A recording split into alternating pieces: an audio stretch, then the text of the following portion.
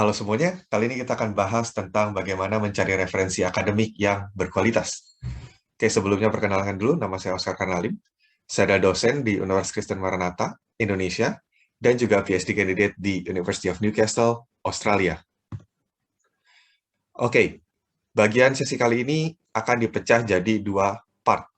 Pertama adalah untuk mencari referensinya, dan yang kedua adalah bagaimana menentukan kualitas dari referensi tersebut. Nah, untuk mencari referensinya, kita akan menggunakan yang namanya Google Scholar. Jadi, Google Scholar ini sebenarnya mirip dengan Google pada umumnya, gunanya untuk mencari informasi.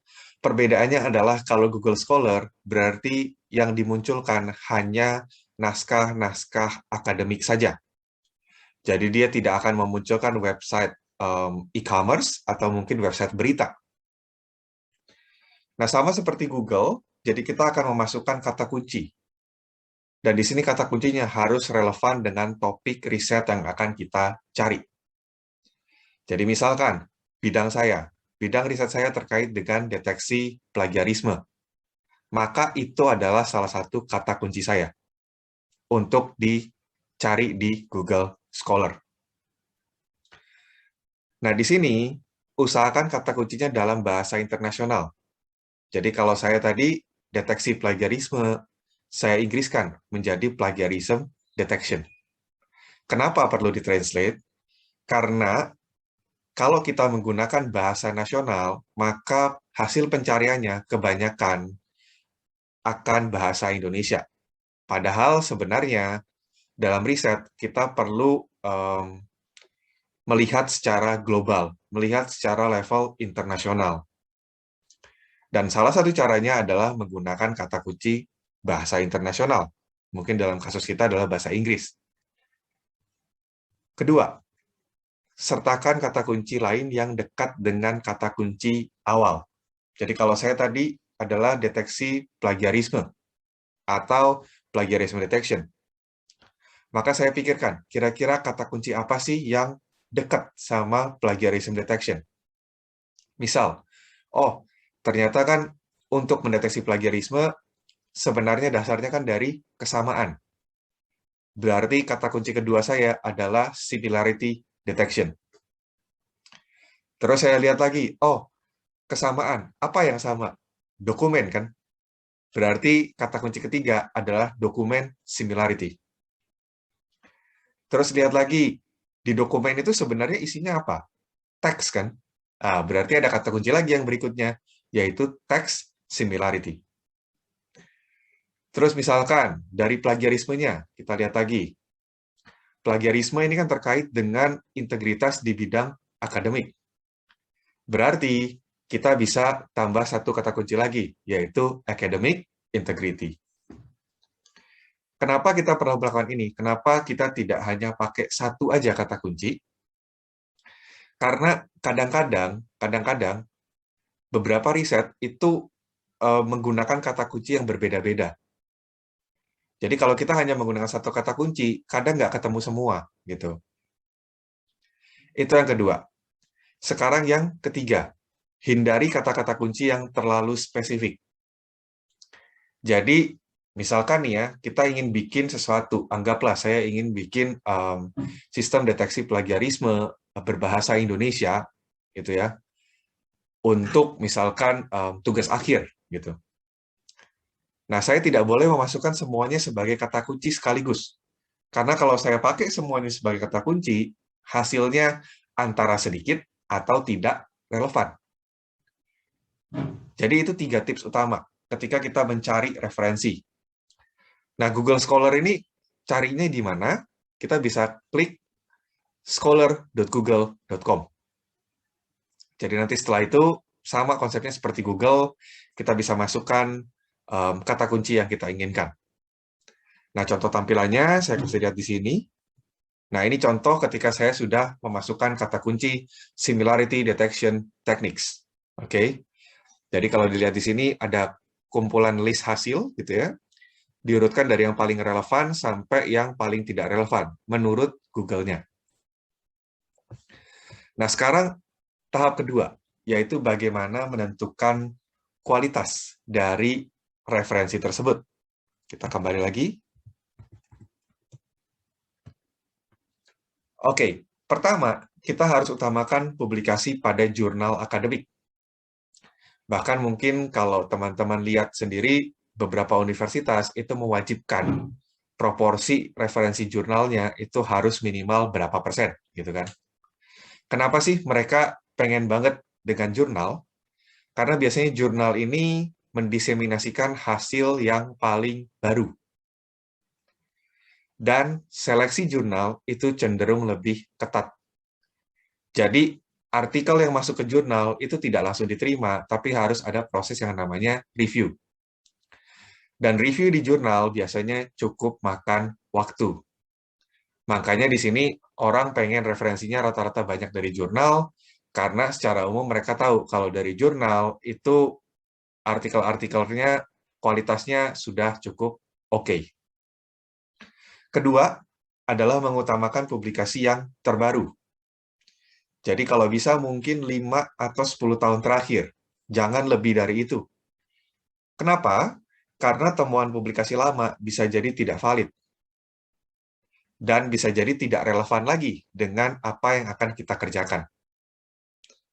Tapi ini tentu saja syarat dan ketentuan berlaku ya. Jadi kalau misalkan tidak ada artikel yang lebih baru, ya sudah. Dengan terpaksa kita harus pakai artikel yang sudah lama dipublikasikan. Ketiga, untuk jurnal atau konferensi, kita harus cross-check apakah terindeks juga di Scopus atau Web of Science. Kenapa harus dua ini? Karena keduanya sering digunakan untuk menentukan kualitas publikasi secara global. Jadi bahkan universitas-universitas terkemuka itu menggunakan metrik-metrik ini. Oke, sekarang kita akan kembali lagi ke Google Scholar-nya. Nah, tadi dibilang pertama kita harus cari yang jurnal. Oke. Bagaimana cara tahunya? Nah, di sini kita bisa lihat ada tulisan di sebelah nama penulis, ya. Nah, di sini misalkan ACM Transactions on Information Systems. Nah, kita tinggal cari yang ada di sini apakah tulisannya jurnal atau bukan. Nah, kadang beberapa publikasi tidak eksplisit bilang dia jurnal. Jadi dia tidak bilang journal of something, enggak. Tapi kadang-kadang dia ganti istilah jurnal dengan transactions, seperti yang ada di sini. Jadi ACM transactions itu adalah jurnal. Oke. Nah, berikutnya kita lihat yang di bawah. Oke, kalau di sini udah jelas disebutkan international conference. Ya, kalau international conference berarti ini bukan jurnal, gitu ya. Terus kita bisa lihat lagi. Nah, ini contoh lain lagi. Empirical Software Engineering. Ini sebenarnya jurnal, tapi dia tidak secara eksplisit menyebutkan di namanya. Bagaimana cara tahunya kalau kayak gitu? Nah, kalau misalnya ketemu yang kasus seperti ini, kita harus cek websitenya. Jadi kita harus cek websitenya, baru kita lihat apakah dia jurnal atau bukan. Jadi di sini biasanya kalau kita klik publikasinya, dia akan mengarahkan ke halaman publikasi, dan kita bisa klik nama jurnalnya. Atau mungkin nama conference-nya, ya tergantung. Nah, lihat di sini, ketika saya klik, baru ketulis ya, an international journal. Berarti Empirical Software Engineering adalah sebuah jurnal. Jadi, itu untuk menentukan jurnal atau bukan. Memang cukup tricky. Kedua, adalah tadi, kita harus cari publikasi yang terbaru. Nah, di Google Scholar, itu sudah disediakan fasilitasnya. Jadi, kalau dilihat di sini, nah, sebelah kiri, ada tulisan anytime, since 2021 atau tahun ini, since 2022, 2020 atau tahun lalu, atau mungkin since 2017, 5 tahun yang lalu. Kalau misalkan, oh saya pengen yang 7 tahun sebelumnya atau 8 tahun sebelumnya, bisa nggak? Bisa. Tinggal klik custom range. Misalkan, oh saya pengen 10 tahun sebelumnya, berarti saya pilih 2011, lalu saya search. Nah, nanti hasilnya otomatis akan terfilter. Hanya yang dipublikasikan dari 2011 sampai 2021. Begitu. Itu poin kedua. Untuk kebaruan publikasi. Nah, sekarang yang ketiga adalah mengecek apakah jurnal atau konferensi tersebut terindeks di Scopus atau Web of Science. Nah, ini cukup tricky ya caranya karena tidak ada satu guideline umum untuk melakukan ini. Tapi saya akan coba ringkas secara garis besarnya. Jadi kalau misalnya kita ingin tahu apakah jurnal atau konferensi tersebut di indeks Scopus atau Web of Science, cara pertama adalah kita harus mengecek website-nya.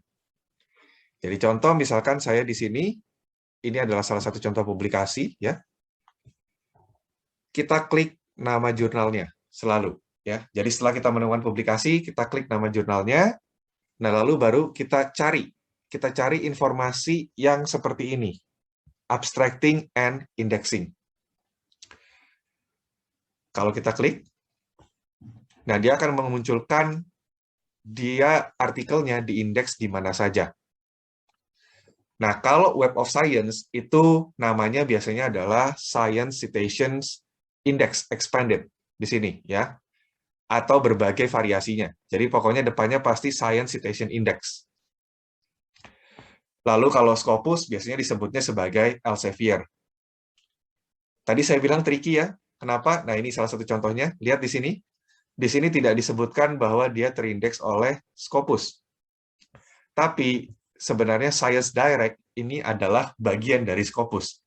Jadi apapun yang dipublikasikan di Science Direct itu juga pasti masuk di Scopus. Ya. Jadi memang ini tricky. Kedua, misalkan contohnya yang ini. Sama caranya ketika kita lihat sebuah halaman publikasi, kita klik nama jurnal atau conference-nya. Kali ini adalah jurnal, ya.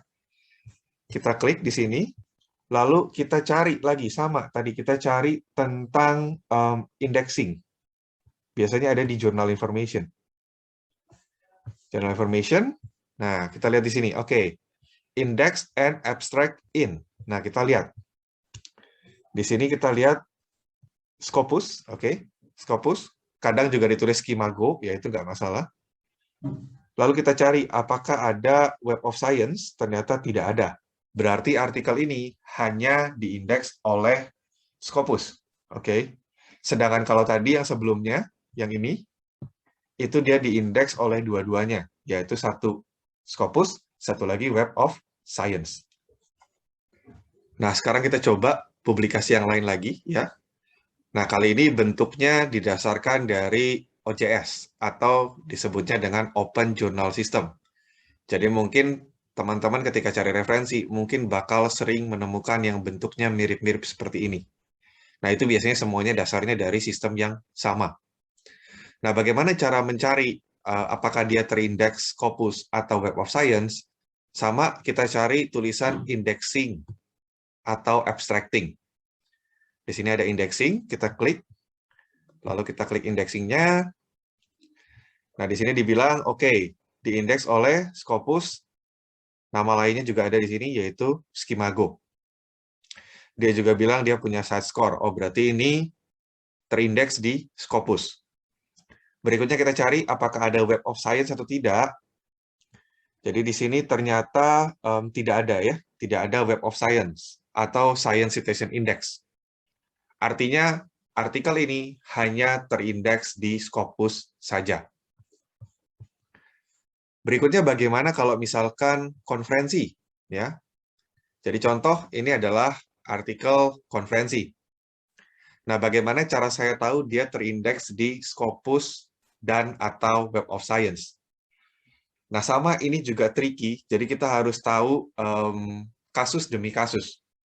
Nah, kalau misalkan contohnya yang di sini, ini dipublish oleh IEEE, dan biasanya kalau IEEE itu juga artikelnya otomatis akan masuk ke Scopus dan Web of Science. Nah, untuk konferensi juga ada satu tips lagi. Jadi kalau misalkan kita mau tahu apakah dia terindeks atau tidak, kita bisa lihat website konferensinya. Jadi kan konferensi ini kan biasanya dilakukan tiap tahun. Nah, kita tinggal lihat tahun terbarunya, lalu cek apakah ada informasi nggak sih ini terindeks di mana saja. Contoh misalkan kalau ini, kita lihat, oh konferensinya apa? Tail. Nah, kita buka TAIL 2021. Nah, kita cari, ada nggak sih informasi indeksnya? Oh, pas dilihat di sini, oke, semua paper bakal terindeks di L-Compendex dan SCEI, ya. Nah, di sini SCI itu artinya Science Citation Index atau Web of Science. Nah, L-Compendex ini adalah nama lainnya juga dari Scopus. Jadi tadi yang saya bilang ya, ini sebenarnya tricky. Kita harus membiasakan diri untuk bisa tahu banyak.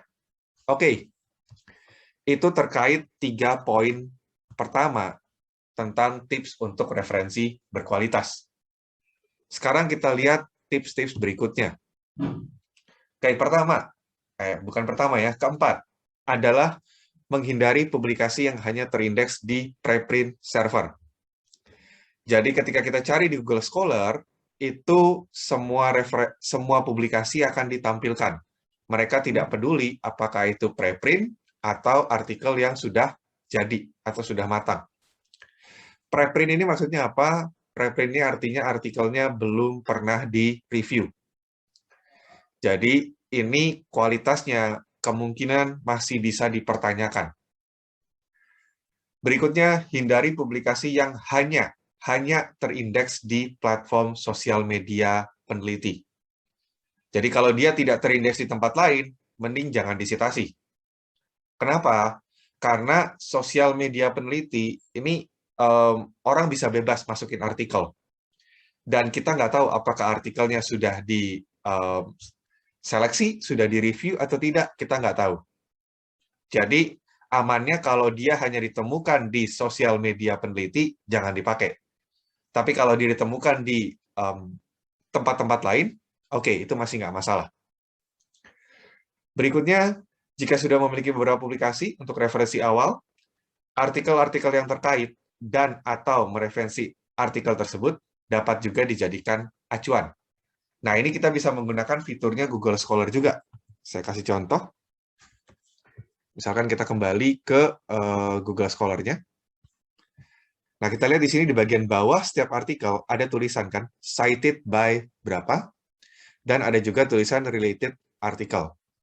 Nah, kalau kita klik related article, dia akan menampilkan artikel-artikel yang mirip dengan artikel ini. Jadi konteksnya sama tentang similarity tadi kan, similarity detection. Nah, ini bisa juga kita baca dan kita jadikan acuan untuk referensi. Alternatif lainnya adalah kita bisa melihat artikel yang mensitasi artikel ini. Jadi kalau dilihat sini, cited by 68, berarti ada 68 yang mensitasi. Kita klik.